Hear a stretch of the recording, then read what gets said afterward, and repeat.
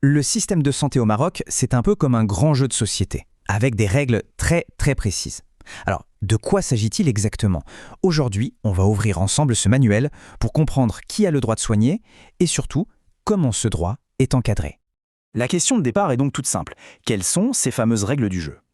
Il faut bien comprendre qu'elles ne sont pas là juste pour compliquer les choses. Non, elles ont un double objectif, qui est fondamental.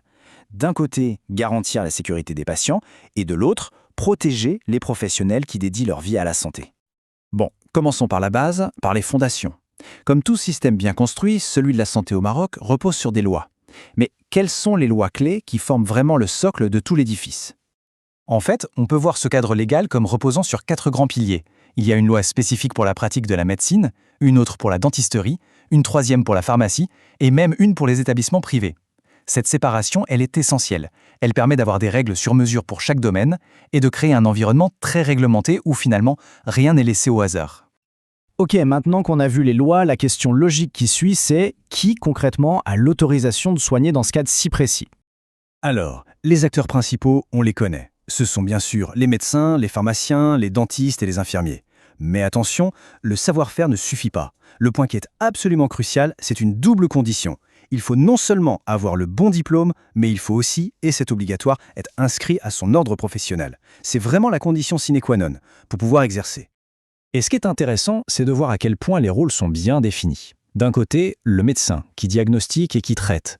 De l'autre, le pharmacien, qui s'assure que les médicaments délivrés sont les bons et qu'ils sont sûrs. Ce sont vraiment 2 maillons distincts mais indispensables de la même chaîne de soins. Chacun a des responsabilités très claires. Et puis, au-delà des lois, il y a la déontologie. Ça, c'est plus qu'un simple règlement. C'est un véritable code d'éthique qui guide chaque professionnel.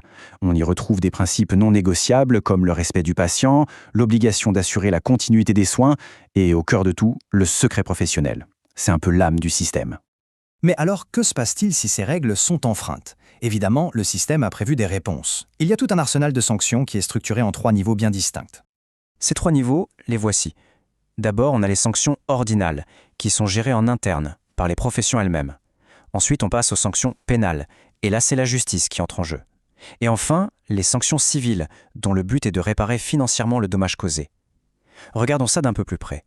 La première ligne de défense, c'est donc la profession elle-même. Les ordres professionnels ont le pouvoir d'imposer toute une gamme de sanctions.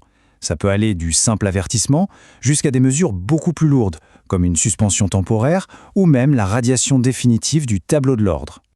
Avec les sanctions pénales, on monte clairement d'un cran. Ici, on ne parle plus seulement d'éthique, on entre dans le domaine du droit pénal. Des actes comme pratiquer la médecine sans autorisation ou violer le secret professionnel ne sont plus considérés comme de simples fautes, mais bien comme des délits. Prenons un exemple concret, l'exercice illégal de la médecine.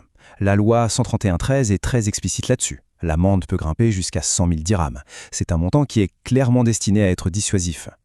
Et ce n'est pas tout, en plus de l'amende, cette même infraction ou encore la violation du secret professionnel peut valoir à son auteur une peine de prison pouvant aller jusqu'à 6 mois.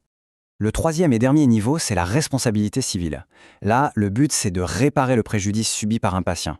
Si la faute d'un professionnel est reconnue, il a l'obligation légale d'indemniser financièrement le patient.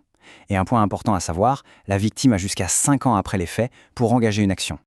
Bon, à cette théorie, le mieux, c'est de voir comment tout ça s'applique dans la réalité. Voyons quelques cas concrets pour illustrer ces principes.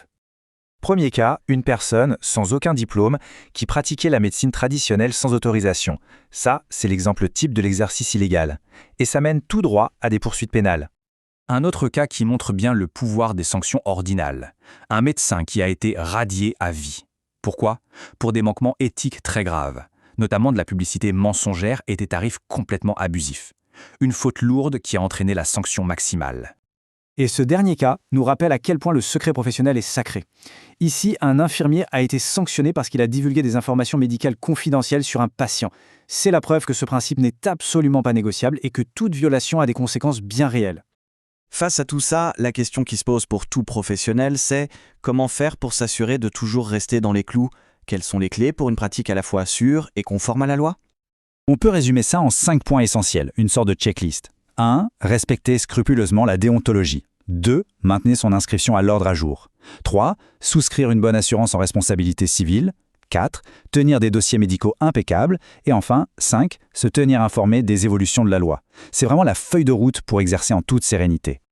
Au final, si on prend un peu de recul, on voit que tout cet édifice juridique a un double but. D'un côté, protéger la population en garantissant des soins de qualité et sûrs, et de l'autre, préserver l'intégrité et l'honneur d'une profession qui est essentielle à la société. Tout cela nous amène à une question ouverte, une question pour l'avenir. Le système de santé marocain est en pleine ébullition, en pleine réforme. Ce cadre juridique, aussi solide soit-il aujourd'hui, est-il suffisamment agile et prêt pour les défis de demain? On pense à la télémédecine, à l'intelligence artificielle. La question, elle, reste entière.